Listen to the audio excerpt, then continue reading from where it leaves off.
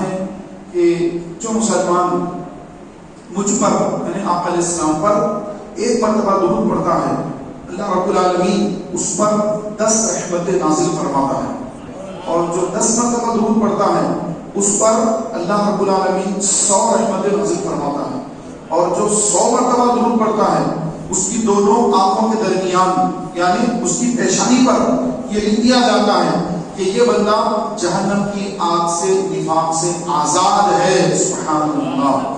تو 100 مرتبہ جو درود پڑھ لے تو فرمایا گیا کہ اس کے ماتھے پر پیشانی پر یہ دیا جاتا ہے کہ سبحان اللہ کہ وہ نفاق سے جہنم کی آگ سے آزاد ہے۔ یہ کتنی بڑی بات ہے۔ اللہ تعالیٰ ہم سب کو کثرت سے درود و سلام پڑھنے کی توفیق عطا فرمائے۔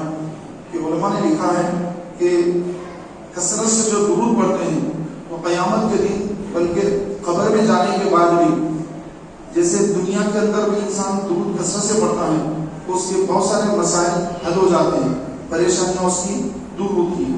اسی طرح درود پڑھنے والے کو قبر میں بھی راحت عطا ہوتی ہے، حشر کے میدان میں بھی راحت عطا ہوتی ہے، اور سرکار سید عالم صلی اللہ علیہ وسلم اس کو شفاعت بھی نصیب ہوتی ہے۔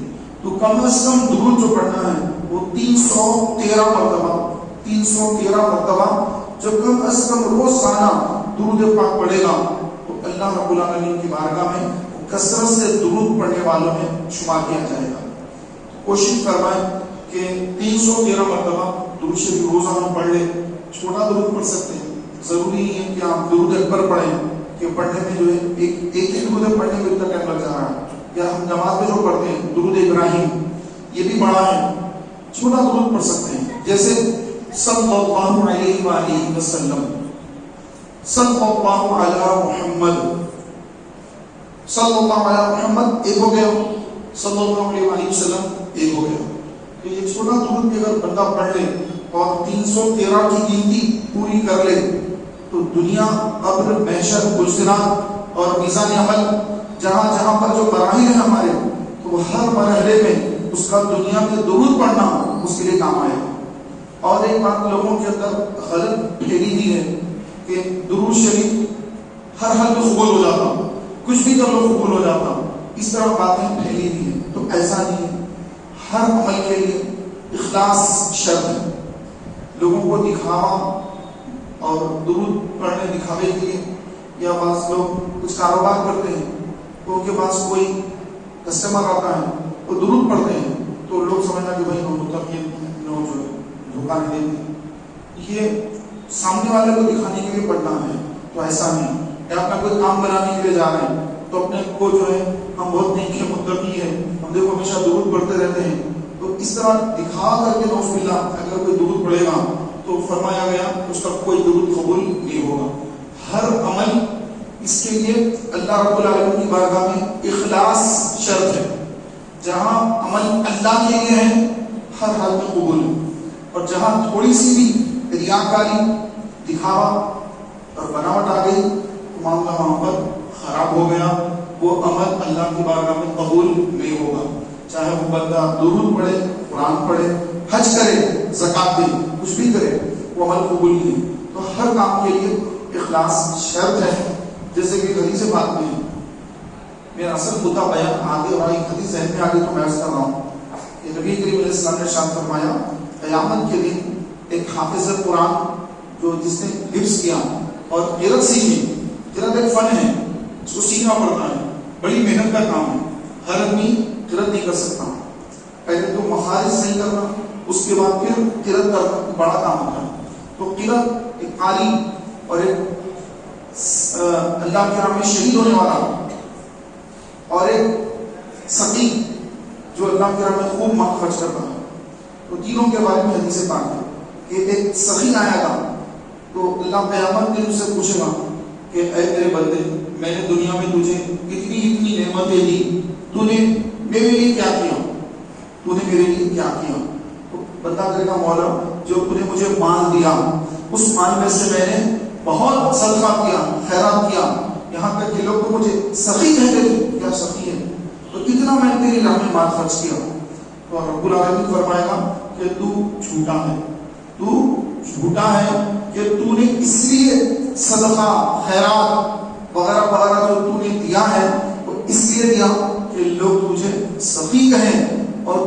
میں تجھے سخی کہہ لیا گیا، میرے پاس تیرے لیے کوئی ثواب نہیں ہے، اور فرشتوں کو حکم ہوگا کہ اس کو اونھے منہ کر کے داخل جہنم کر دو۔ یعنی وہ بندہ جو اللہ کی راہ میں مال صدقہ کرتے رہا، زندگی بھر سخی رہا، جو اس کے پاس آیا اس کو کبھی اس نے خالی ہاتھ نہیں لوٹایا، ہمیشہ دیا، ہر ایک کو دیا، ہمیشہ دیتا رہا، لیکن دل میں نیت کیا تھی؟ لوگ اس کو سخی سمجھنا، ارے فلاں بھائی، یہ بھائی، ارے یہ بہت سخی ہے، یہ تو حاتم طائی ہے، کہ بس ان کے پاس جو آتا ہے وہ کبھی خالی ہاتھ نہیں جاتا۔ بچی کی شادی ہے دے دیتے ہیں، کوئی قرضے میں یہ دے دیتے ہیں، کوئی بیمار ہے لاکھوں کا جو بل ہو گیا ڈاکٹر کا، ہاسپٹل کا، وہ دے دیتے ہیں، کوئی بھی پریشان ہے اس کی مدد کر دیتے ہیں، لیکن دل میں کیا ہے؟ بس سامنے والا ہے اس کو سخی بول دینا، سخی سمجھ لینا، بس لوگوں کے اندر ہو جانا کہ ارے فلاں صاحب بہت سخی ہے بھائی، تو یہ اس کی ساری سخاوت ریاکاری کے سبب بیکار ہو گئی، ناکارہ ہو گئی، اور قیامت کے دن اس کو یہ اللہ کی بارگاہ سے کوئی ثواب حاصل نہیں ہوگا، اور فرمایا جائے گا کہ اس کو عہدے کو جہنم میں داخل کر دو۔ کتنا خطرناک مرحلہ ہے۔ تو جب بھی صدقہ خیرات کریں اپنے آپ کو ٹٹولیں، ہم اپنے آپ کو ٹٹولیں کہ میرے اندر کوئی ریاکاری تو نہیں آ رہی، کوئی دکھاوا تو پیدا نہیں ہو رہا ہے، کوئی مسجد میں کچھ کرتے ہیں تو میرے نام کا اعلان ہو جائے، سارے لوگوں کو معلوم ہے جمعہ کے دن کہ فلاں صاحب نے یہ مسجد میں جو ہے کولر لگائے تھے، یہ فین لگائے، یہ اے سی لگائے، اور یہ کیا، فلاں کیا، تو لوگوں کو معلوم ہونا کیسا؟ بس دعا کرا دو ان کے نام سے، یا اللہ انہوں نے مسجد میں یہ کیا، ان کی کاروبار میں تو خوب برکتیں دیں، سارے لوگوں کو معلوم ہوگا، دعا بھی ہو رہی، اعلان بھی ہو رہا۔ تو یہ دعا بولتے اعلان نہیں لیتے، نام اعلان کیسا بنا دیتے، ایک دم ریاکاری ہوتی ہے، تو دعا نام لے کر دعا کرو۔ تو یہ دعا ایسا نہیں، آپ نے جو کر دیا کوئی کام، اللہ رب العالمین دیکھ رہے ہیں آپ کے کام، نیت کو دیکھ رہا ہے، لوگ آپ کے ظاہر کو دیکھ رہے ہیں، اللہ نیت کو دیکھ رہا، تو اس کا بدلہ دینے والے بندے نہیں ہیں، رب العالمین ہیں۔ اب رب کی بارگاہ میں اگر وہ عمل قبول ہو گیا تو ہم کو دعا کرنے کی ضرورت نہیں کسی سے، اللہ کو دینے والا ہے۔ یہ بندہ یہ میری راہ میں خرچ کیا، اس نے میرے راہ میں یہ دیا، چلو میں اس کے یہ کام بنا دوں، اس نے یہ کیا، اس کی یہ مشکل دور کر دوں، جب یہ میرے پاس آئے گا اس کو جہنم سے بچا کر اس کو داخل جنت کر دوں۔ رب العالمین جو چاہے عطا فرمائے۔ تو یہ کچھ بھی کام ہو اللہ پہ چھوڑ دیں کہ یہ اللہ دینے والا ہے، مجھے کسی کو نہ بتانا ہے نہ کسی کو دکھانا ہے، کہ ایسا عمل ہو کہ میں جانوں، میرا رب جانے اور کوئی نہ جانے۔ تو اس کی جو نیکیاں ہیں، صدقہ خیرات، اللہ کی بارگاہ میں یقیناً قبول ہے، کہ اس کے دل میں صرف اللہ کی رضا ہے۔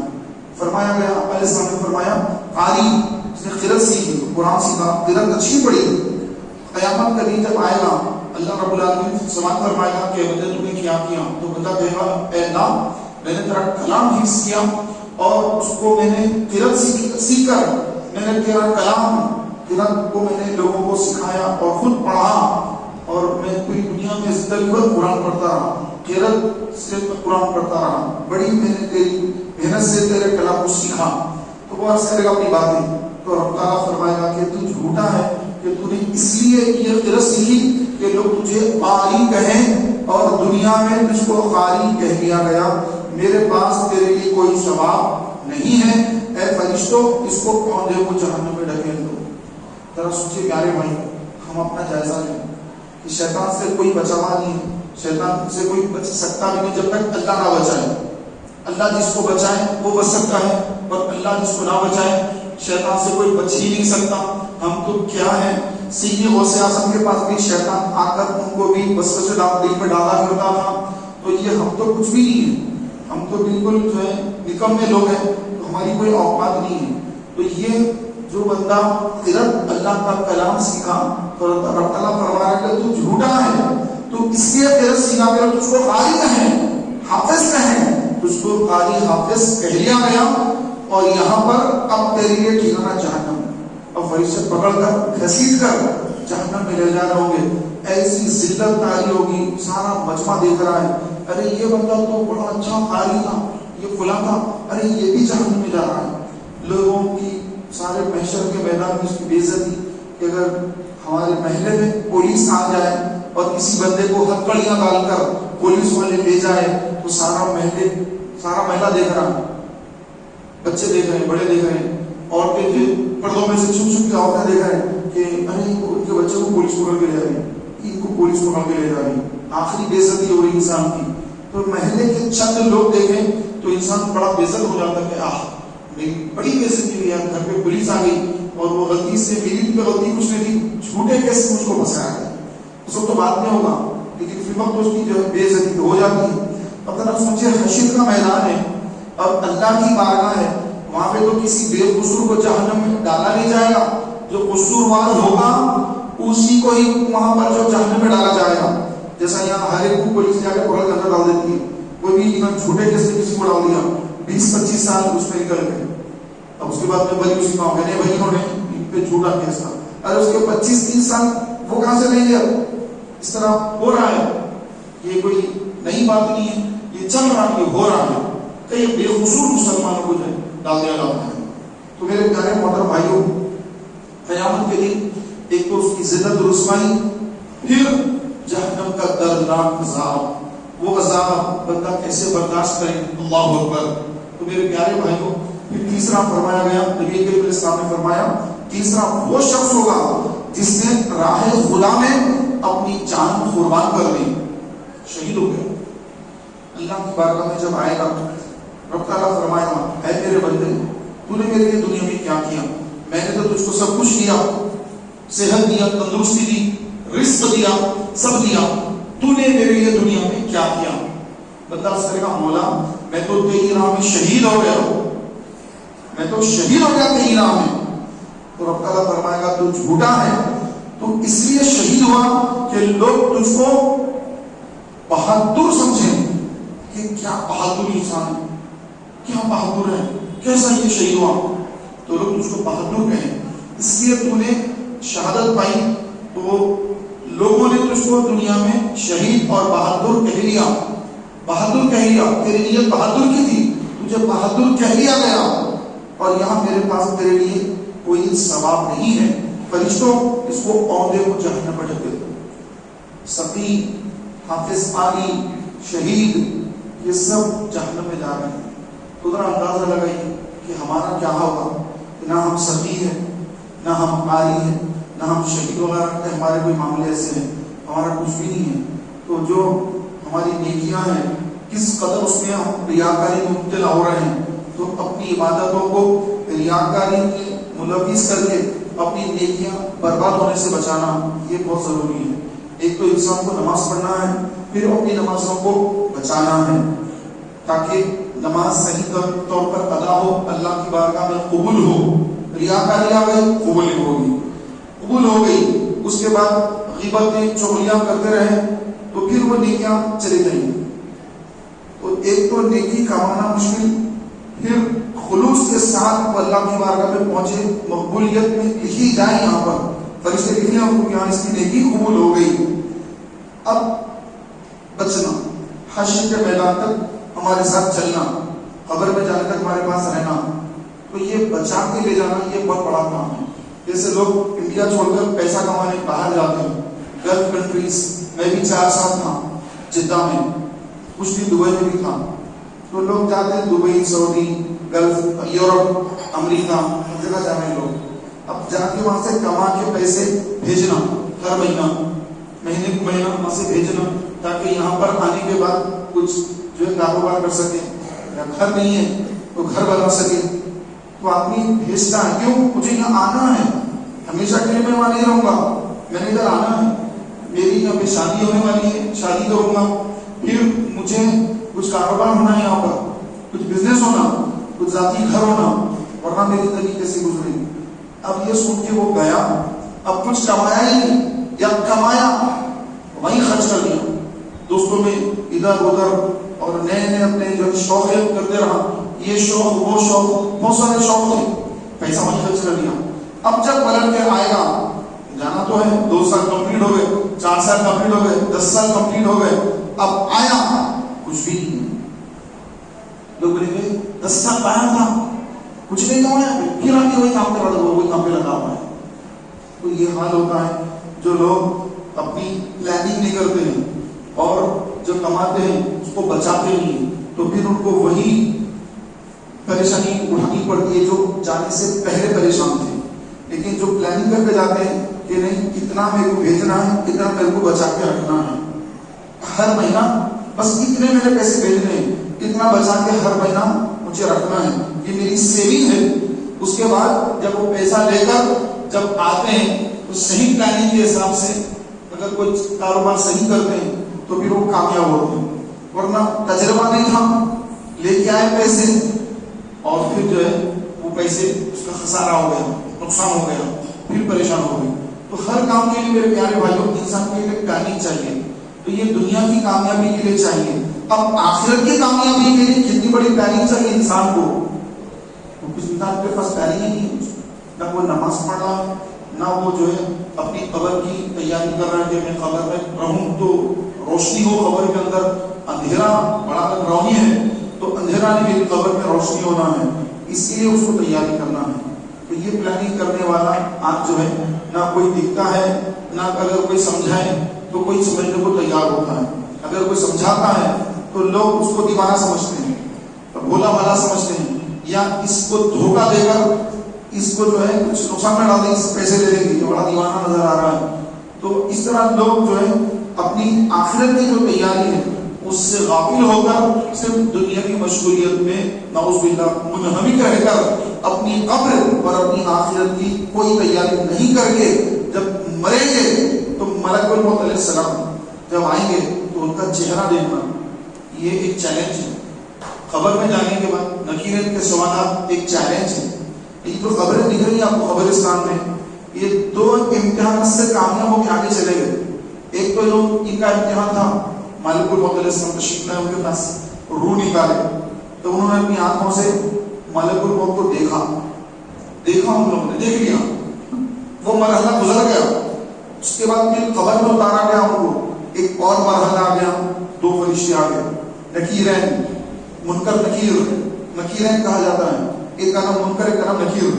ان کا نکیر آ گئے، ان کے چہرے کو وہ دیکھا، ان کے سوالات کے اس نے جوابات دیے. ہم ابھی یہاں نہیں پہنچے، ہمارے لیے باقی ہے. ایک مالک الموت کو دیکھنا باقی ہے موت کے وقت، ایک قبر میں جانے کے بعد نکیرین کو فیس کرنا، انٹرویو میں کامیاب ہونا. قبر میں انٹرویو ہے، وہ انٹرویو کے سوالات کیا ہیں؟ پیپر آؤٹ ہو گیا، سرکار نے بتا دیا صلی اللہ علیہ وسلم کہ تم سے قبر میں تمہارے رب کے بارے میں سوال ہوگا. من رب ہوگا، سرکار نے بتا دیا قبر میں یہ سوال ہوگا، اس کی تیاری کرو. ماں دینوں کا، ہمارا دین کیا ہے؟ اسلام. کہو دین یہ اسلام. من رب کا، ربی اللہ. ماں دینوں کا، دین یہ اسلام. پھر تیسرا سوال ہوگا ماں کنت تقول حق حاضر رجل، بتا اس عظیم ہستی کے بارے میں کیا کہتا تھا. یہ تیسرا سوال کس کو بتا کے پوچھا جا رہا ہے؟ حضور نبی کریم صلی اللہ علیہ وسلم. سرکار قبر میں تشریف لائیں گے، ہر ایک کی قبر میں.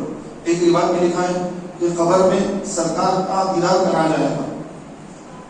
تو صوفی جمیل الرحمن قادری صاحب رحمۃ اللہ علیہ وسلم ایک شعر لکھے، قبر میں سرکار آئیں تو میں قدموں پر گروں، گر فرشتے کی اٹھائیں تو میں ان سے یوں کہوں، اب تو پائے ناز سے اے فرشتوں کیوں اٹھوں، مر کے پہنچا ہوں یہاں اس دل ربا کے واسطے.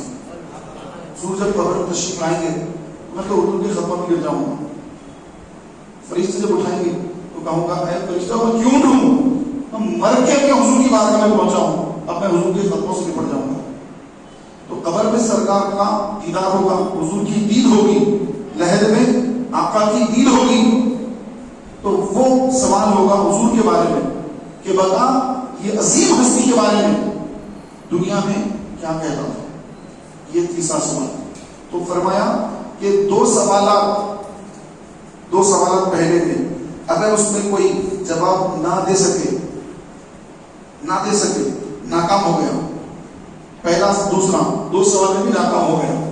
اب تیسرا سوال جو ہے اگر اس میں کامیاب ہو گیا، تیسرے سوال میں کامیاب ہو گیا، پہلے کے فیل ہو گئے، تیسرے میں کامیاب ہو گیا، وہ فرمایا کہ وہ کامیاب ہو گیا. کیوں؟ تو پہلا سوال رب کے بارے میں، تیرا رب کون ہے؟ یہودی کو تو میرا رب اللہ ہے، نصرانی وہ تو میرا رب اللہ ہے، کیونکہ یہودیوں میں ایک فرقہ ہے، باقی 72 گمراہ ہو گئے، نصرانیوں میں ایک فرقہ ہے، باقی پورے گمراہ ہو گئے۔ حضور اسلام کی امت میں بھی ایک ہی جماعت ہے، اہل سنت و جماعت، باقی سب گمراہ ہیں۔ تو ہر امتوں میں ایک ہی ہے، باقی سب گمراہ ہیں۔ تو ان کے اگر وہ اس دور کے حضور آنے کے بعد تو سب کو کلمہ ہی پڑھنا ہے، لیکن اس دور کے اگر کوئی صحیح فرقہ بھی تھا تو انہیں اللہ کو مانتا، اسلام کو مانتا اس دور کے۔ اب پاری آ گئی سرکار سید عالم صلی اللہ علیہ وسلم کو پہچاننا، ان کے بارے میں صحیح جواب دینا۔ تو پہلے سوال میں کوئی پوچھے من ربو کا، یہودی بھی بول رہا ہے، نصرانی بھی بول رہا ہوں، ربی اللہ، میرا رب اللہ ہے، میرا رب اللہ ہے، کہ تیرا دین کیا ہے؟ ارے میرا دین تو اسلام ہے۔ اچھا اب بتا ان کے بارے میں کیا کہتا تھا؟ اب یہ سرکار کی ذات، یہ صرف مسلمان وہی جواب دے سکے گا۔ کیا کہتا ہے نہیں، کیا کہتا؟ ہاں کب؟ جب دنیا میں تھا تو کیا کہتا تھا؟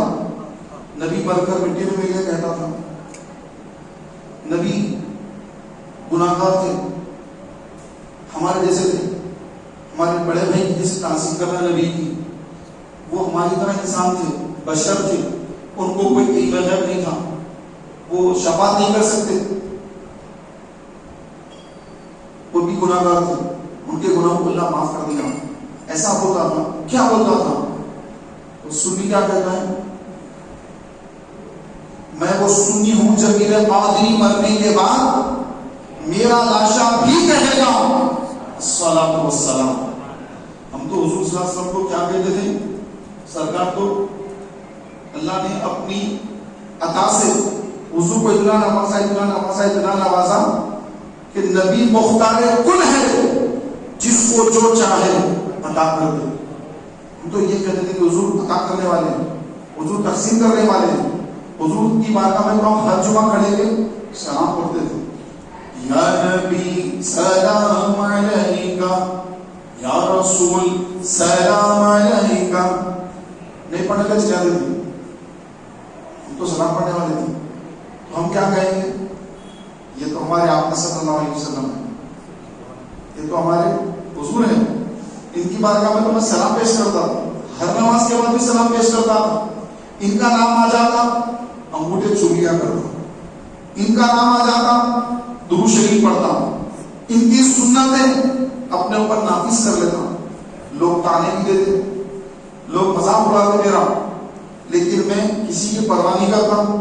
تو میں الحمدللہ حضور کی سنتوں پہ عمل کرتے رہا ہوں۔ تانے دینے والوں نے بڑے تانے دیے، زندگی میں بڑی مشکلیں آئیں، شادی میں بھی رکاوٹیں آئیں، جاب کے لیے رکاوٹیں آئیں، ہر جگہ پہ مشکلیں مصیبتیں آئیں، لیکن میں کبھی گھبرایا نہیں۔ کیوں؟ کیونکہ مجھے معلوم تھا آج کا دن آنے والا ہے، یہ دن کی میری تیاری تھی، وہ آج کا دن ہی ہے، اور انہی کی خوشی کے لیے، انہی کو راضی کرنے کے لیے، انہی کی محبت میں ڈوب کر میں ان پر درود و سلام پڑھتا رہا اور ان کی سنتوں کو اپناتا رہا اور ان کو اللہ کے بعد سب سے افضل مانتا رہا۔ باعث خدا بزرگ توئی قصہ مختصر، اللہ کے بعد حضور ہی سب کچھ ہے۔ اللہ خالق ہے، حضور مخلوق ہے، سب سے بہترین مخلوق ہے اللہ کی۔ تو میں تو یہی کہتا رہا وہ رسول اللہ صلی اللہ علیہ وسلم، یہ تو اللہ کے رسول صلی اللہ علیہ وسلم ہے۔ تو فرشتے کہیں گے تو نے سچ کہا، اور کہیں گے سو جا۔ نو مکل عروس، جیسے کہ دلہن سوتی ہے، اب وہ آرام سے سو رہا ہے، تو جو جواب نہیں دے سکے گا، حضور کو نہیں پہچان سکے گا، تو فرشتے کہیں گے کہ تو جھوٹا ہے اور تیرے لیے جہنم کی کھڑکی ہے۔ تو منافقین، مشرکین، یہود، نصارہ اور جتنے اسلام سے دور ہیں یا مسلمان تو اپنے آپ کو کہتے ہیں، قرآن کی نعوذ باللہ توہین کرتے ہیں، سنتوں کی توہین کرتے ہیں، اور نعوذ باللہ اولیاء اللہ کو گالیاں دیتے ہیں، صحابہ کو گالیاں دیتے ہیں، اہل بیت کی دشمنی پالتے ہیں، حضور کی شان میں گستاخیاں کرتے ہیں.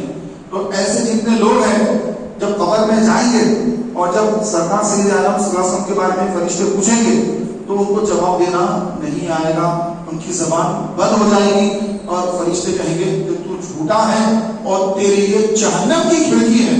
تو ان کے لیے جہنم کی کھڑکی کھلے گی اور ان کی قبر جہنم کے گڑھوں میں سے ایک گڑھے میں تبدیل ہوگی, آگ دہک رہی ہوگی, سانپ اور بچھو حملہ ور ہوں گے اور بندہ وہاں پر آگ میں سانپ اور بچھو کے عذاب میں مبتلا ہوگا اور اس کے ساتھیوں کو کوئی خبر نہیں ہوگی زمین کے اوپر کہ وہ زمین کے اندر کس حال میں ہے. اس کے ساتھی کو کوئی خبر نہیں کیونکہ وہ اللہ تبارک و تعالیٰ عز و جل سے نعوذ باللہ اس نے بغاوت کی, جس نے حضور کی نعوذ باللہ توہین کی, حضور کی آل کی, حضور کے صحابہ کی, حضور کی امت کے اولیاء اللہ کی توہین کی, تو گویا وہ رسول اللہ کی توہین کرنا. تو یہ جو لوگ آج معاذ اللہ طرح طرح کی بکواس کرتے ہیں تو یہ بزرگوں کا کوئی بگاڑ نہیں سکتے, کچھ ان کا نقصان نہیں کر سکتے. وہ تو چلے گئے اپنی اپنی قبروں میں, چاہے اہل بیت ہو, صحابہ ہو, اولیاء اللہ ہو, وہ تو گزر گئے, وہ اللہ کے پاس پہنچ گئے, وہ تو جنت میں, وہ تو ان کی قبریں تو سبحان اللہ جنت کے باغ ہیں. یہ بولنے والا جو ہے یہ اپنا ایمان برباد کر رہا ہے. یہ جو بکواس کر رہا ہے اہل بیت کے بارے میں, صحابہ کے بارے میں, اولیاء کرام کے بارے میں, یہ جو بدعقیدگی اس کے اندر آ چکی ہے اور اپنے آپ کو کوئی کہہ رہا کہ میں تو حدیث پہ عمل کرتا ہوں, کوئی کہہ رہا کہ میں تو جماعت کا آدمی ہوں, کوئی کہہ رہا کہ میں یہ ہوں, کوئی کہہ رہا کہ میں فلاں ہوں.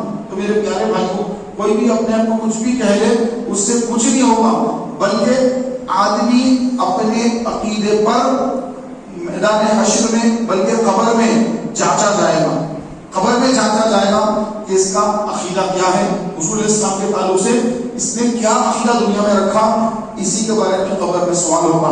اور جو اس قبر کے سوالات میں کامیاب ہے اس کے لیے قبر جنت کا باغ ہے اور یہ آخرت کی پہلی منزل ہے. اس کے بعد ہر منزل میں کامیاب کامیاب کامیاب. یہ حضور علیہ السلام کو پہچان لیا. اب حشر کے میدان میں بھی سرکار علیہ السلام کی شفاعت نصیب ہوگی اور آقا علیہ السلام کے مبارک ہاتھوں سے آب کوثر پینا نصیب ہوگا.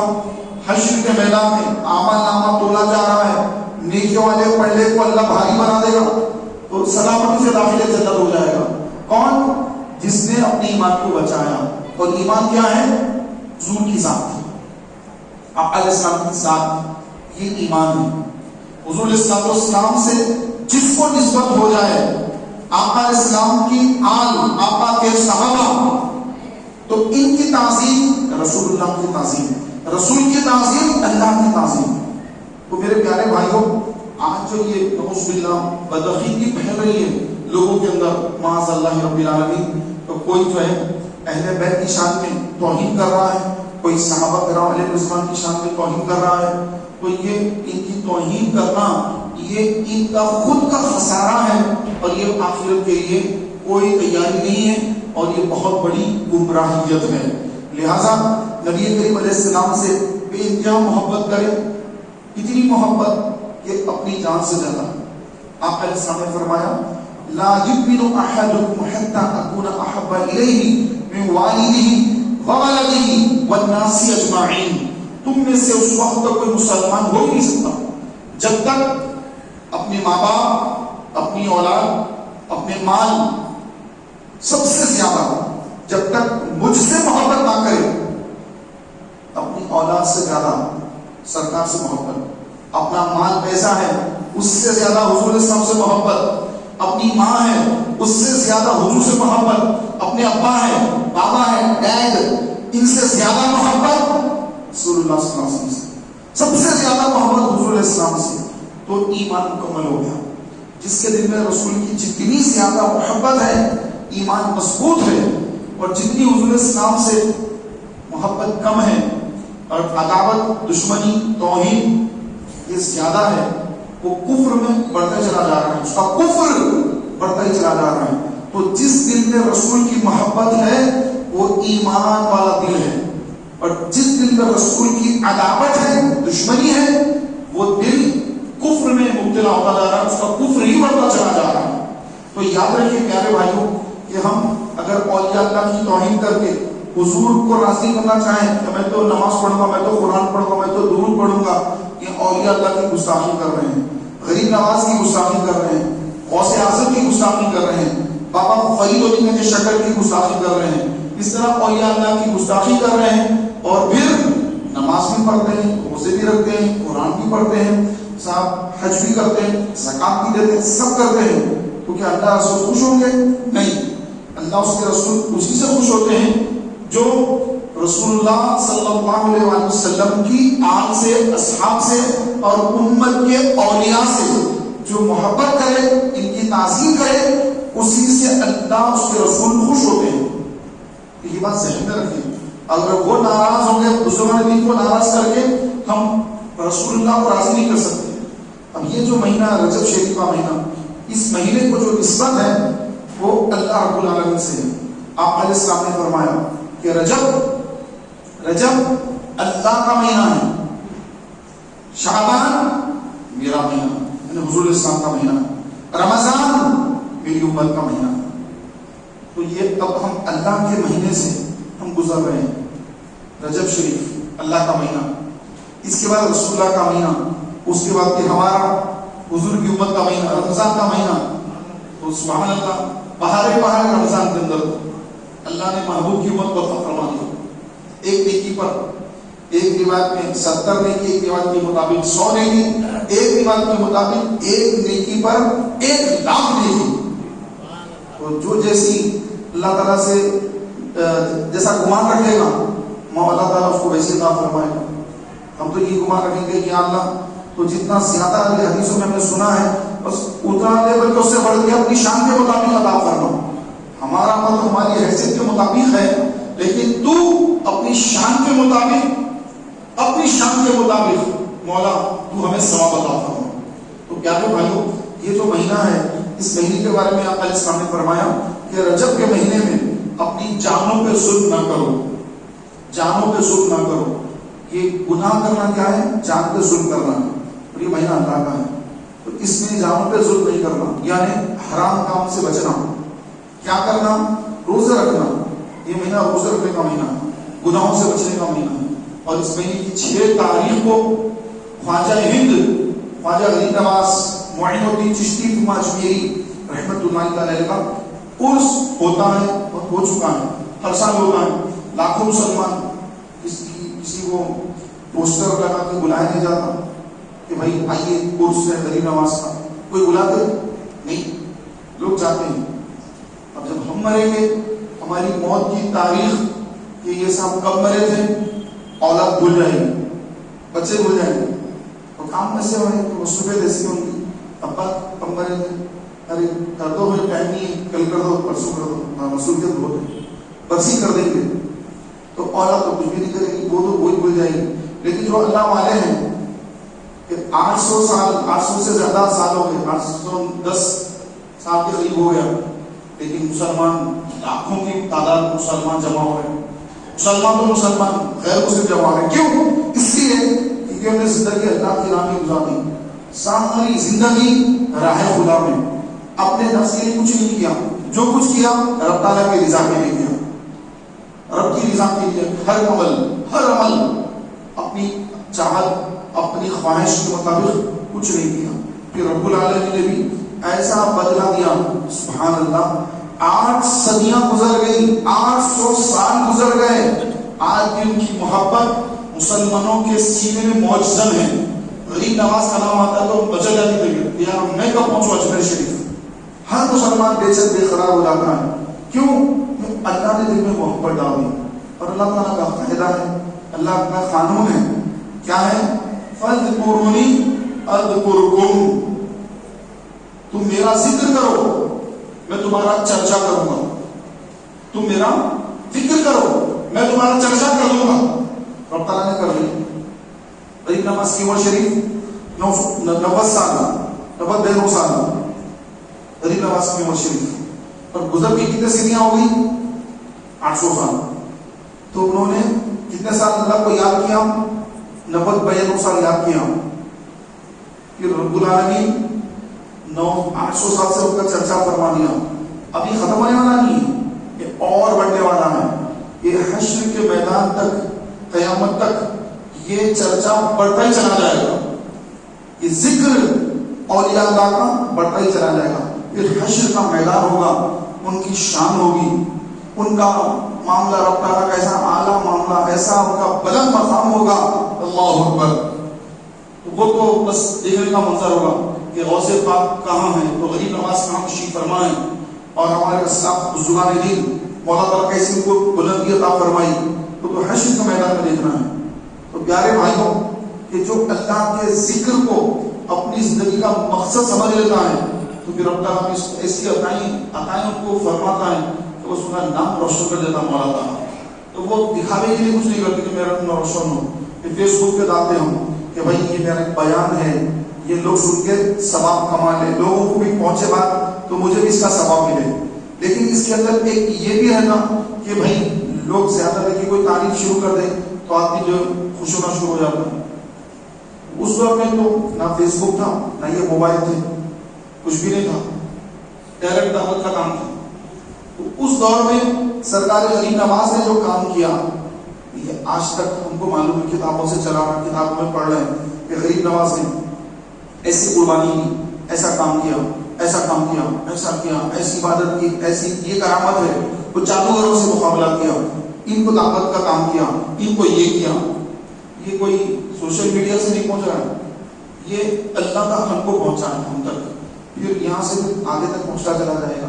تو میرے پیارے بھائیوں، میرا یہ عرض کرنے کا مقصد یہ ہے کہ جو بندہ اللہ کے لیے کوئی عمل کرے، پھر اگر وہ قبول ہو جائے تو دیکھیں اللہ کی کیسی ان پر رحمت برستی ہے کہ ان کی مزار شریف پر، قبر مبارک پر ہر لمحہ اللہ کی رحمتیں برس رہی ہیں. ایک لمحہ ایسا نہیں ہے کہ جس میں اللہ کی رحمت نہ برس رہی ہو. ہر لمحہ، ہر لہجہ رحمتیں برس رہی ہیں غریب نواز کے روزے پر. تو غریب نواز کا یہ مقام ہے، تو غوث کا کیا مقام، غوث کا کیا مقام. پھر غوث کا یہ مقام ہے تو پھر غوث سے افضل صحابہ حضور علیہ السلام کو آنکھوں سے دیکھے صحابہ، ان کا کیا مقام. پھر صحابہ میں سب برابر نہیں، جو پہلے اسلام قبول کرے سب سے افضل، جو آخر میں اسلام لائے، مکہ فتح ہونے کے بعد اسلام لائے، ان کا درجہ کم. برابر نہیں ہے سب صحابہ، ان میں بھی درجے، جیسے انبیاء میں درجے ہیں، نبیوں کے درجے ہیں، کوئی بڑے درجے تھے، اس سے کوئی کم درجے، اس سے کوئی کم درجے، لیکن ہے سب نبی. ایسے ہی صحابہ میں سب صحابہ ہیں، لیکن صحابہ میں بھی درجے ہیں، کسی کا مقام بلند، کسی کا مقام کم. لیکن سب سے کم درجے کے صحابی کا بھی یہ مقام، یہ مرتبہ ہے کہ وہ سارے اولیاء اللہ اس کے مقام تک نہیں پہنچ سکتے. کیوں؟ رسول کا چہرہ دیکھا صحابی نے، رسول کے چہرے مبارکہ کو دیکھا، رسول کو دیکھ کر کلمہ پڑھا اور کلمے پہ موت آ گئی. صحابی حضور کے چہرے کو تو ابو لہب نے بھی دیکھا تھا، حضور کے چہرے مبارکہ تو ابو لہب اور ابو جہل، عتبہ، شیبہ سب دیکھے. تو یہ دیکھنا نہیں، دیکھنا ہے تو ابو بکر کی طرح، عمر کی طرح، عثمان و علی کی طرح وہ دیکھنا ہے. ورنہ ابو جہل جیسا دیکھنا تو کوئی فائدے مند نہیں. منافقین نے بھی حضور کے چہرے کو دیکھا. تو پیارے بھائیوں، بتانا مقصد یہ ہے کہ انسان کو اللہ تبارک و تعالیٰ نے جو مقام اور مرتبہ کیا ہے وہ اس کی مشیت ہے کہ ہم کو اللہ نے اس دور میں پیدا کیا، کیونکہ ہمارے ایمان بڑے کمزور ہیں. اس دور میں جو لوگ تھے بڑی آزمائشیں کی حضور کے ساتھ وہ رہتے تھے. تو ایسا جو آج کل آسانیاں ہیں، آج جو ہے بڑی آسانیاں ہیں، گھروں میں ہمارے اناج پڑا ہوا ہے، ترکاریاں ہیں، اناج ہے، فریج رکھے ہوئے، فریجوں میں جو ہے اناج رکھا ہوا ہے. وہ دور میں لوگ پیٹ پر پتھر باندھتے تھے، پیٹ پہ پتھر باندھتے تھے. حضور علیہ السلام کے ساتھ غزوہ خندق میں صحابہ نے خندق کھودی تو پیٹ پہ پتھر ہے. ایک صحابی آ کے عرض کرے، یا رسول اللہ، میں نے بھوک کی وجہ سے پیٹ پر پتھر باندھ دیا ہے. آپ علیہ السلام نے اپنا کرتا مبارک اٹھا کر بتایا. حضور علیہ السلام کی شکم مبارک پر 2 پتھر بندھے ہوئے، 2 پتھر. اور آپ علیہ السلام صحابہ کے ساتھ خندق کھود رہے ہیں. تو اندازہ لگائیے کہ آدمی روزے میں ہو تو اس کے اختیار میں ہے، کھانا گھر کا رکھا ہوا ہے، چاہے تو کھا سکتا ہوں، صرف اللہ کی رضا کے لیے نہیں میں نے کھاؤں گا. لیکن یہاں پر ایسی کیفیت ہے کہ روزے میں نہیں ہے لیکن کھانے کو کچھ نہیں. پھر اس کے بعد جنگ ہے. ایسا نہیں کہ میں بھوکا تھا بھائی گاڑا کھود کے تھک گیا ذرا گھر میں رکھ کے سو جاؤں گا، ایسا نہیں ہے. ابھی فوج آنے والی ہے بڑی، 3,000 کا لشکر آ رہا ہے، بڑا 10,000 کا لشکر آ رہا ہے. یہاں 3,000 ہے، 10,000 کا لشکر حملہ پر ہونے والا ہے. جنگ کرنا ہے، تلوار اٹھانا ہے، مارنا مرنا ہے، اور پیٹ میں کچھ نہیں، پیٹ پہ پتھر بدل گئے. تو ان کی جو قربانیاں ہیں، یہ آزمائشیں ہیں، یہ بہت سخت ہیں، ہم اس کو تاب دے لا سکتے ہیں. تو اللہ تبارک و تعالیٰ نے جب انسانوں کو بنایا تو جو سب سے بہترین جو لوگ تھے روحوں کو بنانے کے بعد رب تعالیٰ نے قیامت تک کی انسانوں کی روحوں کو بنا دیا. اس کے بعد ان میں سے چنا اللہ نے بہترین روحوں کو، اور وہ ہے صحابہ کی روحیں. وہ ہے صحابہ کی روحیں. تو ان کو سب سے پہلی سب میں ٹھہرا. انبیاء علیہ السلام کے بعد حضور علیہ السلام کی امت کے صحابہ، حضور کے اہل بیت، حضور علیہ السلام کے صحابہ، یہ بہترین روحیں ہیں. مولا نے ان کو جانچ لیا، مولا تعالیٰ کو معلوم ہے کہ دنیا میں جا کے کیسے کریں گے، کیا کریں گے. تو ہم جیسے نیکموں کو دیکھا کہ ہم تو جو ہے بڑی پیچھے ہیں، خدا جانے کتنی سبوں میں پیچھے ہماری روٹ دے رہی. تو آج جو ہے ہم اسلام سے اتنا ہی دور ہے کہ نہ ہم کو قرآن پڑھنے آتا، نہ آقا علیہ السلام کے ہمیں کوئی سنتوں پہ عمل کرنے کا جذبہ ہمارے دل کے اندر ہے. ہمارے اندر کیا ہے ہم کو معلوم ہے، پیسے کی محبت، ایک ہی محبت ہے، پیسہ آ جائے میں اور میرے بیوی بچے بس مزے میں رہے. آپ باقی مجھے دنیا سے کچھ لینا دینا نہیں ہے. پاس میں پڑوسی پریشان ہے، اس کے بچے بھوکے ہیں، مجھے کیا کرنا ہے. سگا بھائی پریشان ہے، میں کیا کروں. میرے بیوی بچے مزے میں ہیں، میں مزے میں ہوں. بس یہ آج کا دور کا حال تقریباً ایسے ہو چکا ہے. تو یاد رکھیے پیارے بھائیوں، اللہ تبارک و تعالیٰ کی بارگاہ میں حاضری ہونے والی ہے.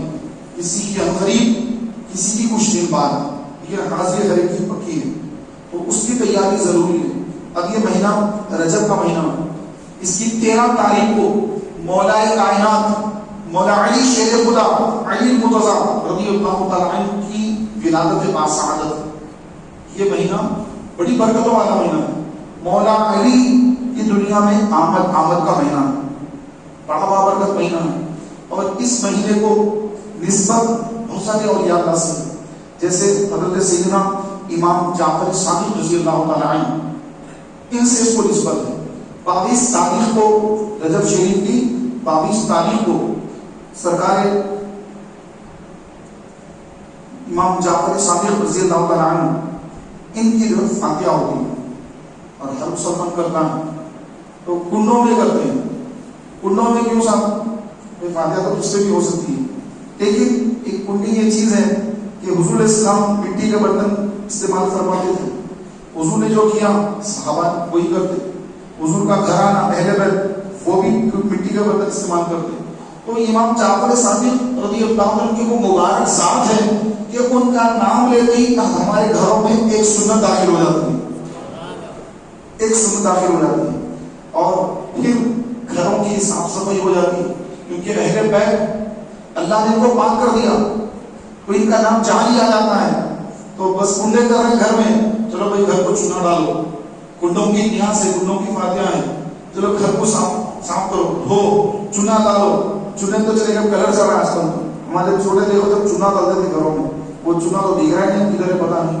تو اب تو جو ہے کلر والا نہیں ہو رہا ہے پورا. صاف صفائی ہو جاتی ہے گھروں میں، الماریاں ہٹاتے ہیں، پیچھے کچرا ہوتا ہے اس کو صاف کرتے ہیں، خود یہ صاف کیے، چلو بھائی دھو گھر کو پورا. خود یہ جالے آ جاتے ہیں گھروں میں، جالے.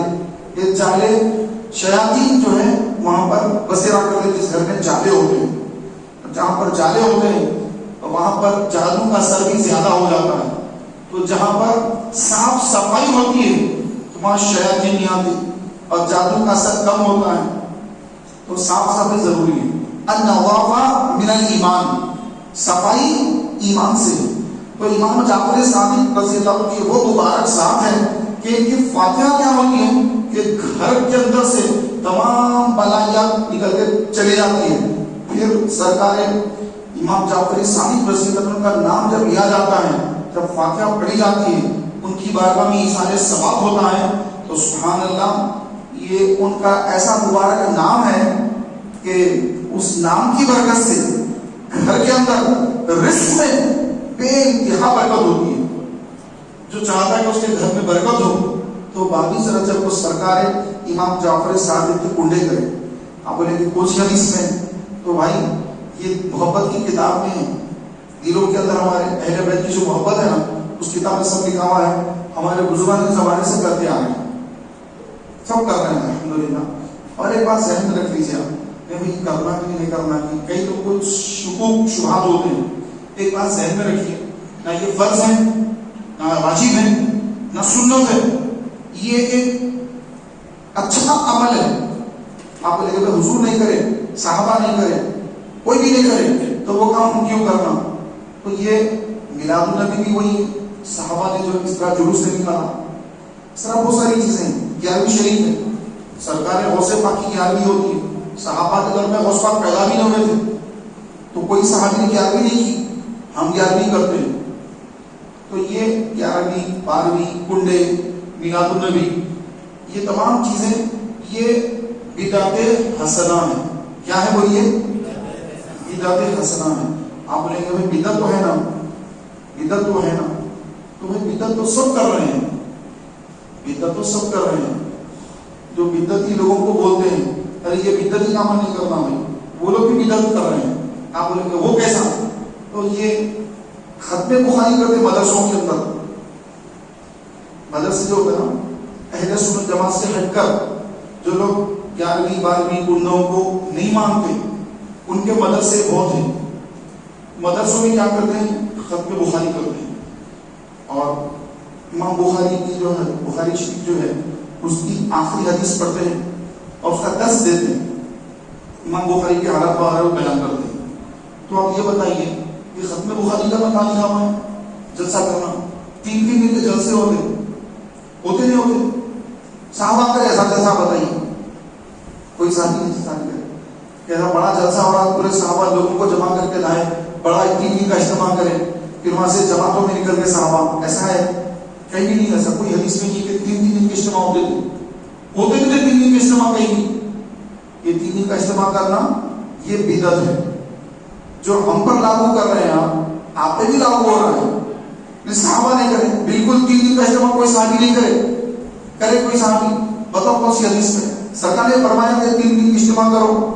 نہیں بھائی. ثواب ہے 3 دن میں کتنے لوگ آتے ہیں، لوگوں کی نمازوں کی اصلاح ہوتی. لوگ جو ہے گناہوں میں مبتلا ہیں، بے نمازی ہیں، ہم ان کو 3 دن کے اجتماع میں بلا کے نمازی بناتے ہیں، ہم کو ثواب ملتا.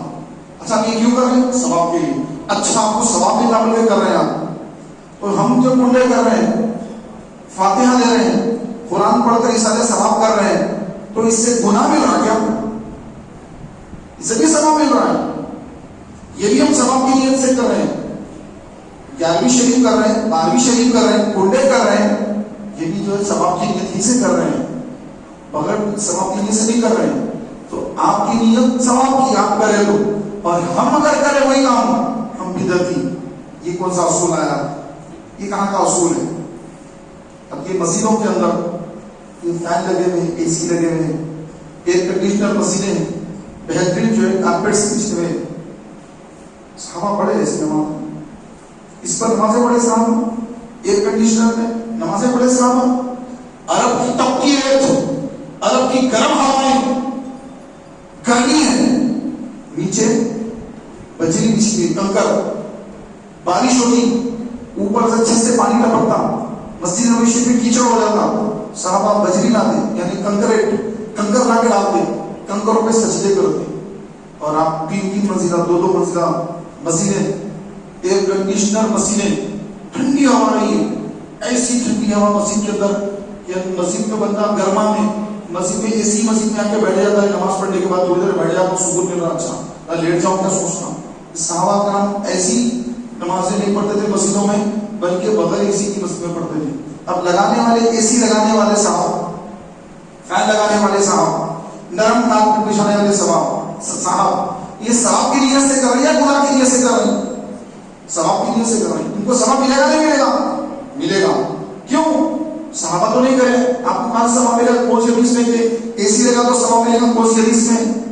ارے نہیں بھائی، اللہ کے راہ میں کرے گا تو یہی ہے۔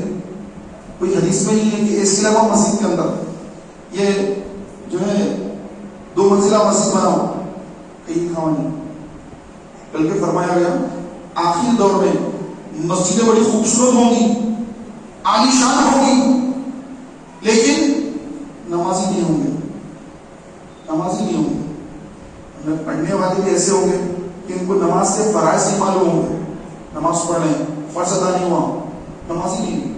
اب نماز میں فرائض کتنے ہیں صاحب؟ جو لوگ مسجدوں کی آ رہے ہیں ان سے ذرا پوچھیے، آپ جمعے کے دن مسجد بھر جاتی، ذرا ایک اعلان کریے بھائی نماز کے فرائض کتنے ہیں؟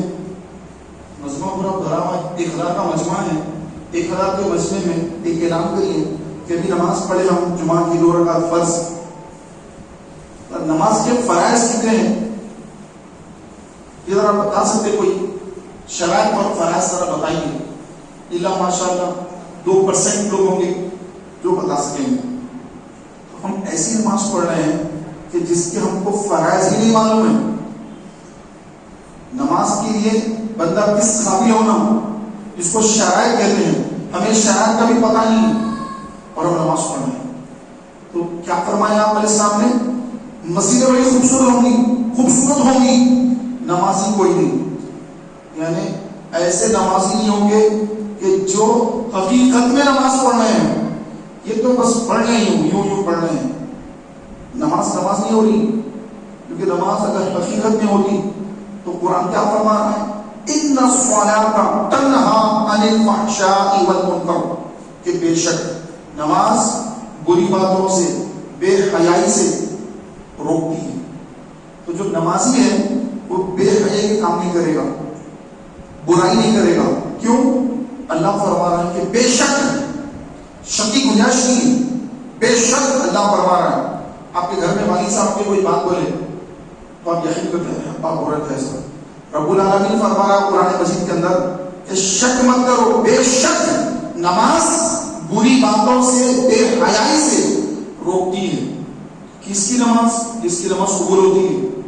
جس کی نماز قبول نہیں ہو رہی ہے وہ نماز کی طرح بس نقل کر رہا ہے، نماز کی باہر نکلتا ہے، پھر زبان پہ گالیاں ہیں، سود کا کاروبار ہے، شراب کا ٹرانسپورٹیشن کا کاروبار ہے، ٹرک ہے ان کے پاس تو ٹرک میں جو ہے شراب ٹرانسپورٹ کر رہے ہیں، وہاں سے یہاں، یہاں سے وہاں۔ کوئی مٹی کا کاروبار کر رہا ہے، سود کا کاروبار چلا رہا ہے، نعوذ باللہ۔ تو کوئی تو جو ہے بت پرستی کے کام بھی ملوث ہے، جادوگروں کے پاس بھی جا رہا ہے، میری دکان چل جائے، میری ہوٹل چل جائے، اور سامنے کی جو ہوٹل ہے وہ بیٹھ جائے، میری چل جائے۔ چل رہا تھا آج لوگ جو سنا رہے ہیں اس طرح سے۔ تو یہ نعوذ باللہ کہ جو جادو کے ذریعے لوگوں کو نقصان پہنچانا اور کچھ پوجا پاٹ وغیرہ کفریات کر کے اپنے کاروبار کو چمکانا، یہ کب تک ہے؟ جب تک یہ سانس ہے، جب تک ہی ہے۔ اس کے بعد جب موت کی آغوش میں چلے جائیں گے یہ ساری عیاشیاں ختم ہوں گی۔ آپ نے سامنے فرمایا لذتوں کو ختم کرنے والی موت کو یاد رکھا کرو۔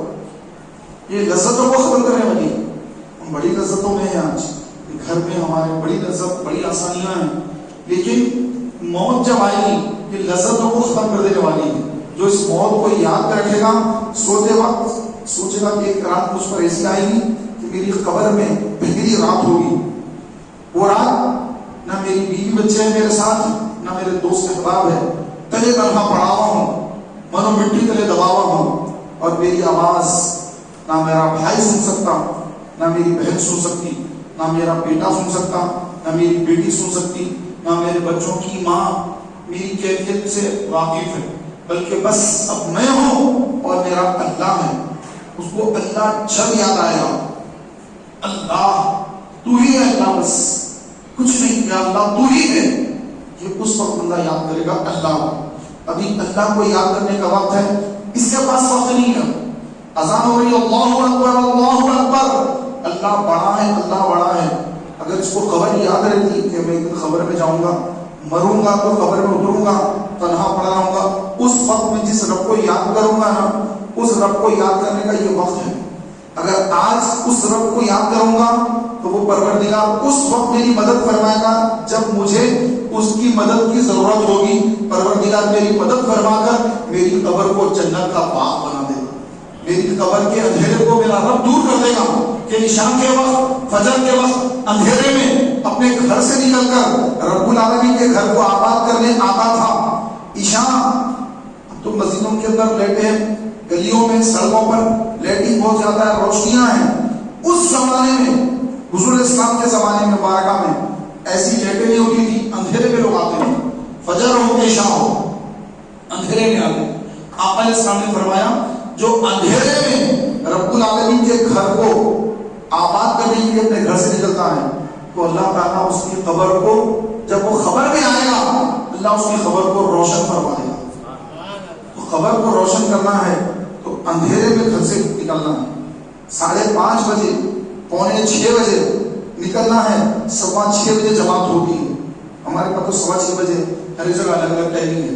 تو جو بندہ اندھیرے نکل رہا ہے کوئی اپنی خبر کو روشن کر رہا ہے، اور جو سو رہا ہے مست رب کو یاد نہیں کر رہا ہے، اذان کا وہی اس کو پتہ ہی نہیں. سب اذان بھی ہو گئی، نماز ہو گئی، لوگ گئے نماز پڑھ کر آ گئے، یہ بیچارہ سو رہا ہے. جب خبر میں پہنچا اب اس کو رب یاد آ رہا ہے کہ یا اللہ بس اب تو ہی مالک، تیرے سوا کچھ نہیں، بس یا اللہ تو میری مدد کر، یا اللہ بس اللہ کو یاد کر رہا ہے. تو اس وقت کا یاد کرنا کوئی فائدہ مند نہیں ہے، کیونکہ مرنے کے بعد سب اللہ کو یاد ہی کرتے ہیں. مسلمان تو مسلمان، غیر مسلموں کو ہی معلوم ہو جاتا ہے کہ ہم غلط مذہب پہ تھے. موت جب آتی ہے تو یہ بات بھی لکھا ہے کہ انسان کو جب موت آتی ہے وہ کسی بھی فرقے کا ہو، کسی مذہب کا ہو، اس کے سامنے اسلام کی حقانیت اس کے سامنے ہوتی ہے. اس کو معلوم ہو جاتا ہے کہ اسلام یہ سچا مذہب تھا، معلوم ہو جاتا ہے اس کو، اور اس کو سمجھ میں آتا ہے کہ میں غلط مذہب پہ تھا، غلط عقیدے پہ تھا، میں غلط راستے پہ تھا. اسلام یہ طریقے مجھے چلنا چاہیے تھا، اب مجھے بتایا جا رہا ہے، اب میں یہاں سے نکل گیا مگر اب میں اس پہ نہیں کر سکتا کچھ بھی. اس کو سب معلوم ہو جائے گا کہ میں غلط راستے پہ تھا. اسلام جو ہے وہ مذہب تھا جس پہ مجھے چلنا چاہیے تھا اور میں غلط راستے پہ چل گیا. اس کو سمجھ میں آ جائے گا. اور اس کے بعد جو عذاب کا سلسلہ جو شروع ہوگا وہ کبھی ختم نہیں ہوگا، کبھی ختم نہیں ہوگا. صدیاں گزر جائیں گی، قیامت آ جائے گی، قبر کا عذاب ختم نہیں ہوگا. حشر کا میدان ہے، حشر کا میدان میں بڑی سخت آزمائش میں کفار مشرکین منافقین ہیں. اور پھر اس کے بعد فیصلہ جب رب العالمین کفار مشرک یہود و نصارہ کو جہنم کا فیصلہ سنا کر داخل کر دے گا، اس کے بعد کوئی وہاں سے نکل کر نہیں آئے گا. صدیاں گزر جائیں گی، وہیں رہیں گے، عذاب میں کوئی کمی نہیں ہوگی. نہ کھانا ہے جہنم میں، نہ پانی ہے، نہ سونا ہے، بس جلنا ہے جلنا ہے، سانپ پہ بچھو کے ڈنک کھاتے رہنا ہے اور عذاب میں مبتلا رہنا ہے. گندی بدبو قبر جہنم کے اندر بدترین بدبو ہوگی. ابھی کبھی آپ کوئی مارکیٹ کے کچہری موٹی کے پاس سے گزری ہے، فش مارکیٹ کے پاس سے گزری ہے، آپ ٹھہر نہیں سکتے، جلدی بھاگنا چاہتے ہیں، یار گندی بدبو آ رہی ہے، بڑا اچھا ہے یہاں پر، جلدی آگے بڑھو، ناک بند کر لیتے ہیں. تو جہنم کے اندر فرمایا گیا کہ اتنی سخت بدبو ہوتی ہے، اگر اس کو سوئی کے ناکے کے برابر زمین پہ کھول دیا جائے وہ بدبو سے انسان مر جائے، پوری دنیا میں انسان ہلاک ہو جائے، ایسی بدبو جہنم کے اندر. اور ایک سانپ ڈنک مار لے 70 سال تک آدمی تڑپتا رہے، موت نہیں آئی.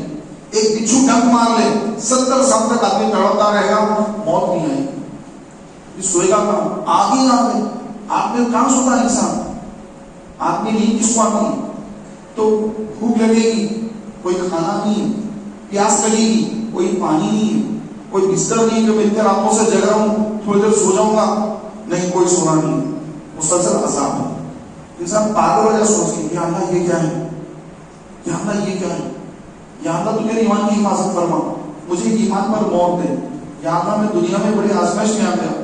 اگر آپ اس کو دل سے سمجھ لینا تو بہت کچھ جو ہے نیکیاں کرنا اس کے لیے آسان ہو جاتا ہے. لیکن جو آدمی سنتا ہے، ایک کان سے سنتا ہے ایک کان سے نکال دیتا ہے، تو وہ زندگی سے گزارتا زندگی سے گزرتے رہتی، کوئی تغیر چینجز اس کی لائف میں نہیں آتے. جو جہنم کو جنت کو حدیثوں میں جو آیا ہے اس کو جو سمجھنے کی کوشش کرتا ہے، وہ زندگی کے اندر وہ اپنے آپ کو بدلتا ہے. نہ صرف خود بدلتا، دوسروں کو بھی بدلتا ہے. جب گھر میں وہ نماز پڑھ رہا ہے، تہجد کی نماز، اس کے بچے دیکھ رہے ہیں، رات میں بچہ اٹھ گیا، دیکھ رہا کہ ابا نماز پڑھ رہے ہیں، ارے اتنی رات کو ابا نماز پڑھ رہے ہیں، میں بھی نماز پڑھتا ہوں. وہ بھی جائے گا، وضو کرے گا، وضو آؤ مت آؤ آپ کی دخل کرے گا، بازو میں ہٹ جائے گا آپ کا بچہ. یہ ٹریننگ ایسی ہوگی. آپ بولیں گے نہیں موبائل پہ میں گانا دیکھ رہا ہوں، دیکھو سب دیکھ گیا بھائی دنیا سب نماز کو جاؤ، گانے کی موبائل کی نماز بچے کے کانوں میں پڑھ لی. آپ بچے کو بولے نماز کو جاؤ، نماز کا ٹائم ہو گیا، بچہ نہیں جائے گا. آپ اس کو نمازی بنانا چاہتے ہیں، آپ کی اولاد کو آپ کو نمازی بننا پڑے گا. آپ بچے کو قرآن پڑھوانا چاہتے ہیں، آپ کو قرآن لے کر بیٹھنا پڑے گا. آپ بچے کو درود پڑھنے والا بنانا چاہتے ہیں، آپ تسبیح لے کر یا دستر بچھا کر آپ بیجے ڈال کر بیٹھ جائیں، بچہ خود بخود آپ کے بازو آ کے بیٹھے گا. آپ کی بچیاں آ کے بیٹھ جائیں گی، گھر میں خیر و برکت بھی ہوگی، تربیت ہوگی. نہیں بھائی میں تو جو ہے نہیں پسند کرتا سب بچوں کو میں سمجھا رہا ہوں یہ کرو یہ کرو، نہیں سن رہے بچے. تو پیارے بھائیوں بچے کبھی بھی نہیں سنتے. آپ کریں گے تو وہ کریں گے، آپ نہیں کریں گے بچے بھی نہیں کریں گے. تو ہم کو اپنے بچوں کو بھی جہنم سے بچانا ہے، اپنے بچوں کو بھی جنت میں لے جانا ہے، اپنی اولاد کو اپنے بچوں کی ماں کو بھی جنت میں لے جانا ہے. ہم کو اس کی ذمہ داری اللہ نے دی ہے کہ تم سب نگران ہو اور تم سے قیامت کے بارے میں پوچھا جائے گا. آپ علیہ السلام نے فرمایا گھر کا جو بڑا آدمی ہے وہ گھر کا نگران کار ہے. اس کی نگرانی میں کون کون ہے؟ اس کی بیوی ہے، اس کے بچے ہیں. ان کے بارے میں قیامت میں سوال ہوگا کہ تم نے ان کی تعلیم و تربیت کی یا نہیں کی. تو بچیوں کے ہاتھوں میں موبائل دینے سے بچنا، کہ بچیاں موبائل دے کر طرح طرح کی اس میں چیزیں آتی ہیں، وہ گمراہ ہو جاتی ہیں. بچوں کے ہاتھ میں موبائل دینے سے بچنا، ان کو موبائل نہیں دینا. آج ہمارے لوگ کیا کر رہے ہیں؟ بچہ ستا رہا ہو اس کو موبائل دے دو، رونا بند ہوتا ہے اس کا، ایسا بول کے موبائل دے دے رہے ہیں.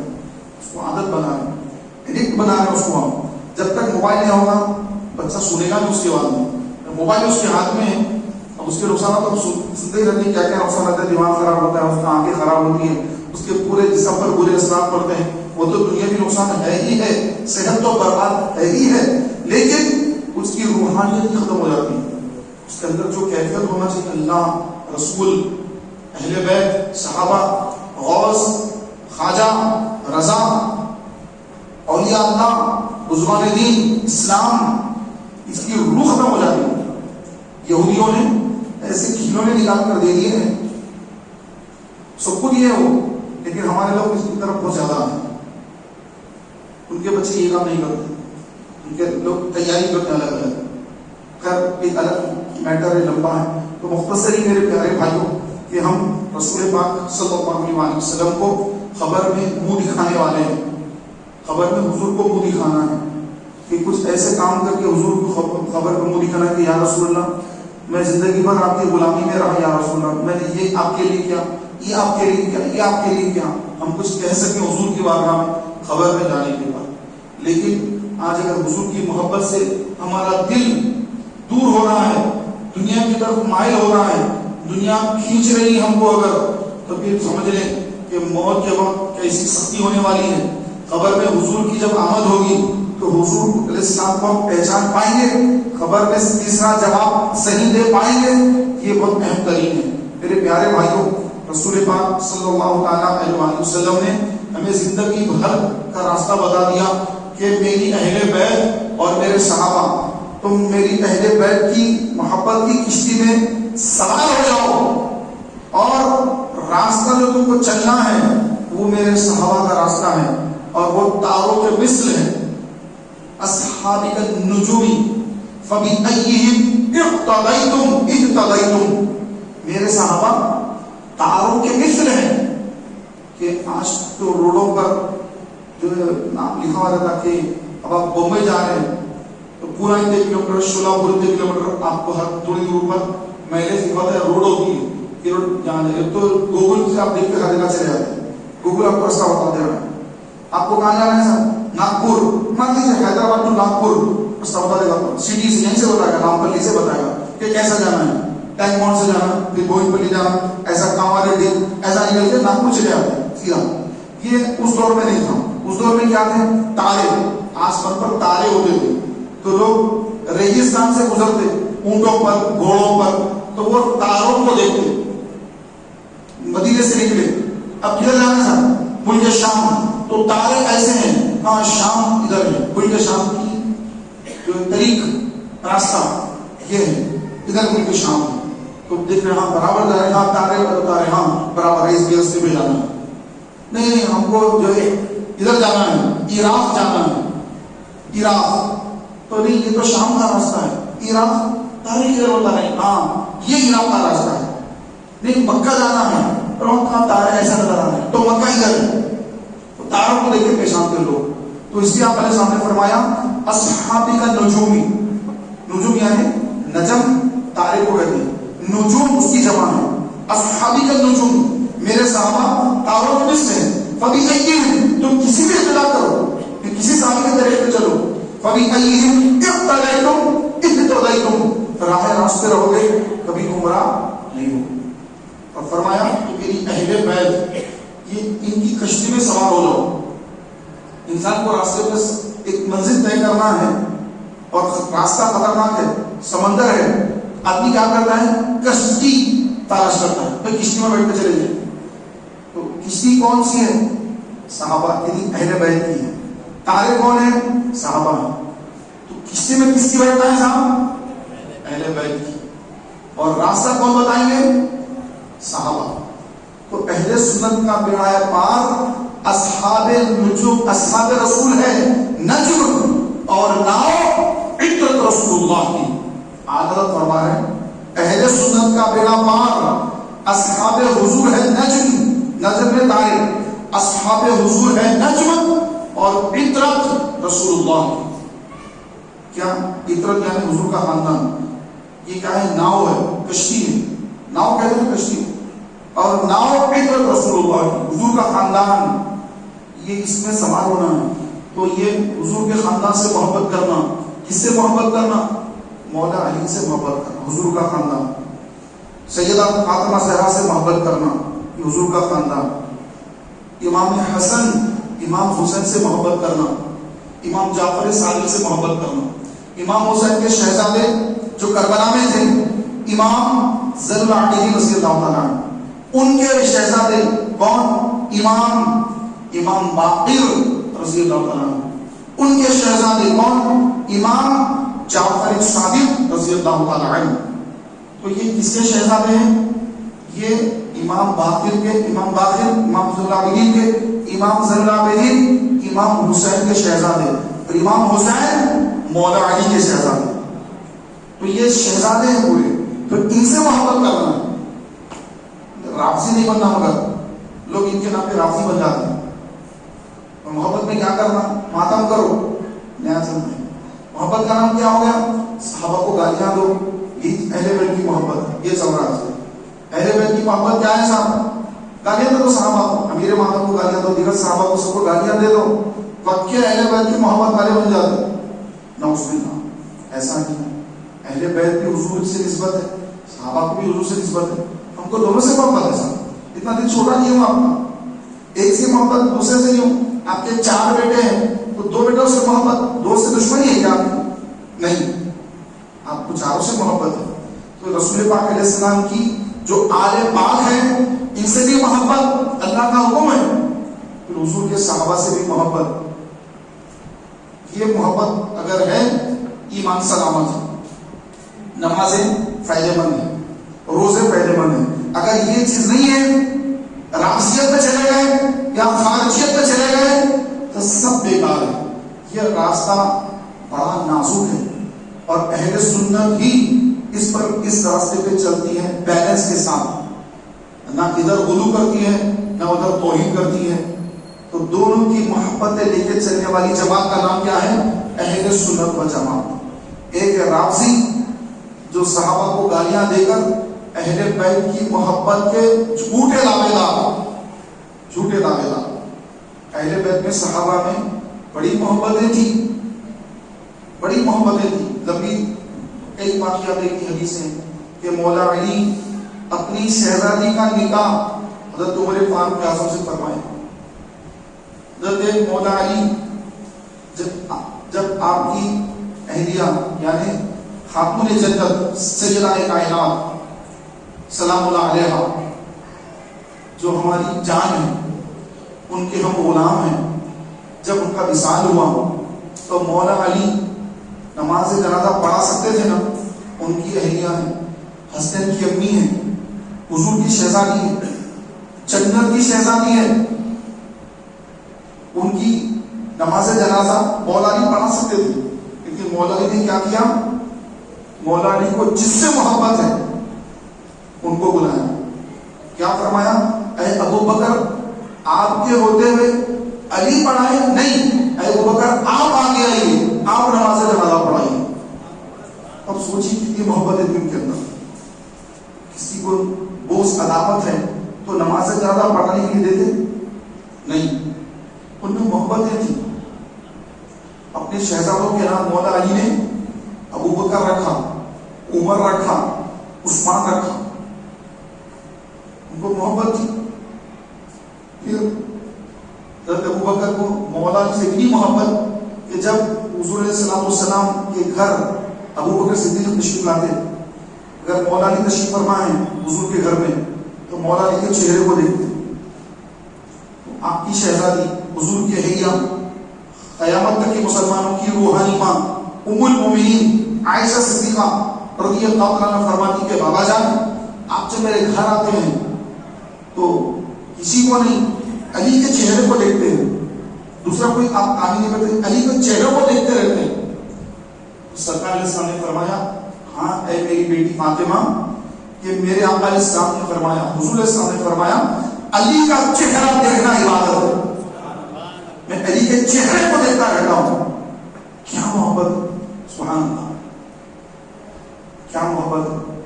حضرت ابو بکر، حضرت عمر، حضرت علی دونوں مل کر اویس قرنی سے ملاقات کے لیے حضور کے حکم پر گئے. حضور علیہ السلام کا جبہ مبارک لے کر گئے. ساتھ میں سرکار نے بھیجا. لمبا سفر ہے، جن سے محبت ہے دوستی ہو ویسے لوگ سفر میں ساتھ جاتے ہیں. دشمنیاں ہیں، لڑائیاں تو سفر میں کوئی ساتھ جاتا ہے، میرے من کے ساتھ لے جاتا ہوں میرا.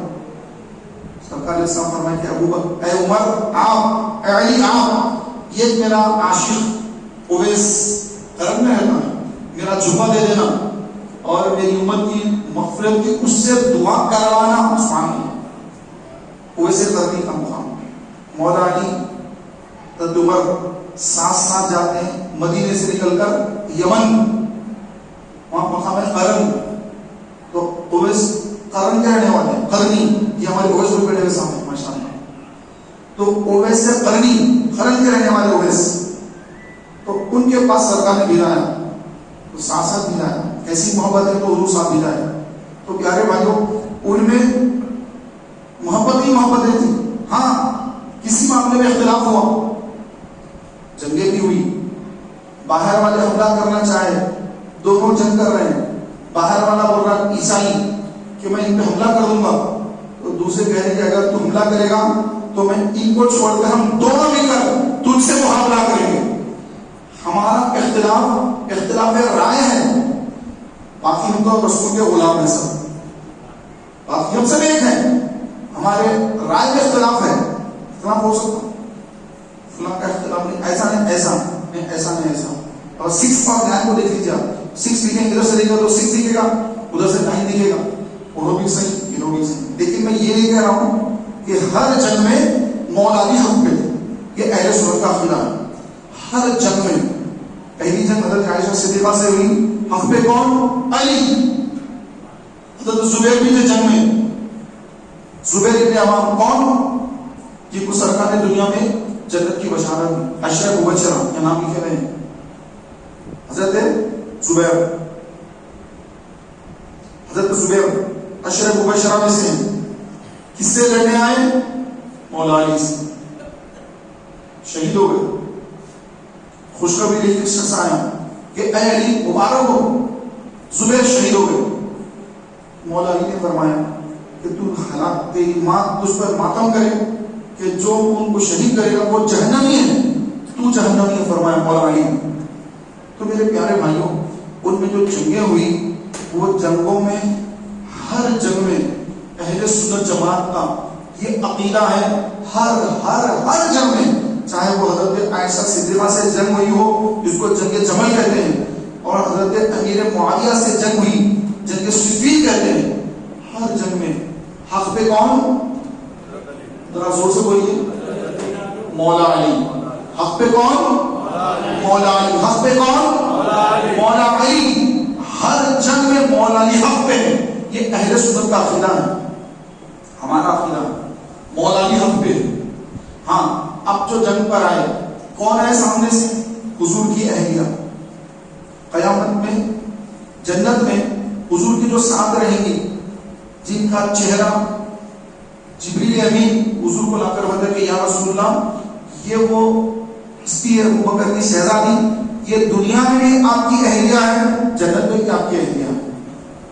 رومال، ریشم کے رومال میں ان کی تصویر لا کر، ام المومنین کی تصویر لا کر حضور کو بتایا گیا یا رسول اللہ یہ دنیا میں اور جنت میں یہ آپ کی اہلیہ ہے. جنت میں اہلیہ ہے. جبریل آ کے فرما رہے ہیں ان سے جنگ کس سے ہو رہی ہے؟ مولا علی سے جنگ ہو رہی ہے.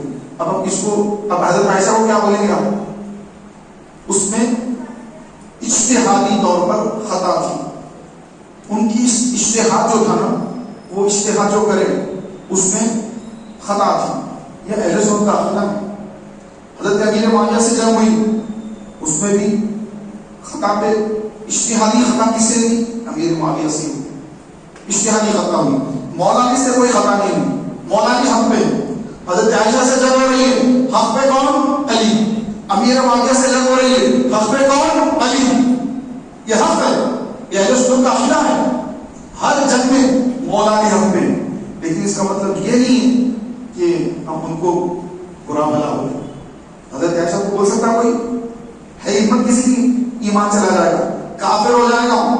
اسی وقت کافر ہوگا جو ام المومنین کی شان میں بیعت بھی کرے گا، توہین کرے گا. حضرت امیر معاویہ کو گالیاں دے رہے ہیں، دو، جتنا دینا دو، تمہارا ایمان جا رہا ہے.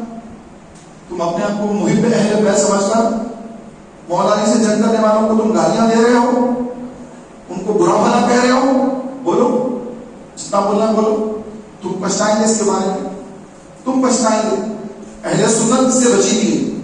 اہل سنت جماعت ہر صحابی کا ادب کرتی ہے، ہر صحابی کا احترام کرتی ہے، ہر صحابی کو عزت، نام عزت کے ساتھ دیتی ہے. حضرت امیر معاویہ رضی اللہ تعالیٰ عنہ، حضرت عائشہ صدیقہ رضی اللہ تعالیٰ عنہا، حضرت عبداللہ، حضرت زبیر بن نام لکھا ہوا لیکن طلحہ بن زبیر نام ہے، اور بھی 10 اشرف بشر کے نام میں لکھے ہوئے ہیں. تو ان میں سے بھی ایک صحابی مولا علی سے جنگ کی. تو میرے پیارے بھائیوں، تو یہ تمام چیزوں میں ہم کو نہیں پڑھنا. ان کے معاملات اللہ کے سپرد ہے. انہوں نے جو کچھ کیا اپنے نفس کے لیے نہیں کیا، اسلام کے لیے کیا. لیکن ان کے سوچنے میں تھوڑی سی خطا ہوئی، جسے جنگ ہو گئی. اس کا معاملہ اللہ کے اوپر ہے. آپ کی اوقات نہیں ہے آپ ان کے لیے زبان کھولیں. آپ کی اوقات نہیں. آپ کیا ہے؟ کیا ہے آپ؟ کچھ بھی نہیں. اپنا ایمان بچاؤ، ایمان بچاؤ. پہلے نمازی بنو، نماز سیکھو. پہلے بڑے آج صحابہ کو یہ بولنے والے، خود کو جو ہے نماز کے طریقے نہیں معلوم، سنتیں یاد نہیں وضو کی، قرآن شریف پڑھنا نہیں آتا ہے. چلے صحابہ کے بارے میں فیصلے کر دیں کہ ان کو یہ بول رہے ہیں، ان کو وہ بول رہے ہیں اٹھا کر. تو نہیں پیارے بھائیوں، یہ کہنے والے راضی ہیں اور یہ جہنم کے کتے ہیں. اعلیٰ حضرت امام اہل سنت الشام امام احمد رضا خان فاضل بریلوی رضی اللہ تعالیٰ عنہ فرماتے ہیں کہ جو امیر معاویہ رضی اللہ تعالیٰ عنہ کو، دیگر صحابہ کرام کو نعوذ باللہ گالیاں دے گا، وہ جہنم کا کتا ہے، جہنمی کتا ہے. اللہ تعالیٰ ہم سب کی ایمان کی حفاظت فرمائے. میرے پیارے بھائیوں، 22 رجب، آج 22 رجب ہے.